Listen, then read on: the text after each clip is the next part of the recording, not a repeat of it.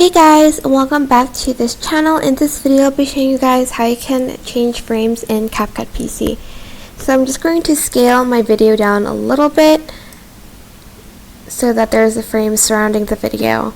Go to basic and go to canvas and select the frame that you want. There's this blur one which is like similar to the foreground, but it's blurred.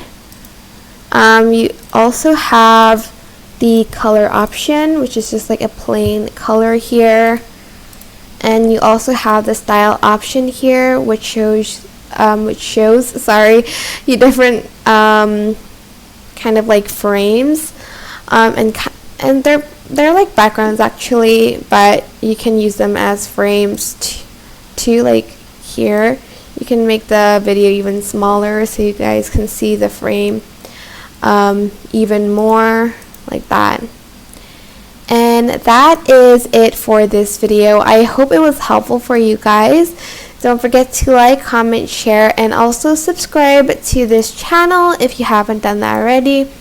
If you have any questions, just leave it in the comment section down below, and I will try my best to answer them all for you guys. If you found this video helpful, please click the thanks button above the description box down below. Thank you so much for watching. Bye!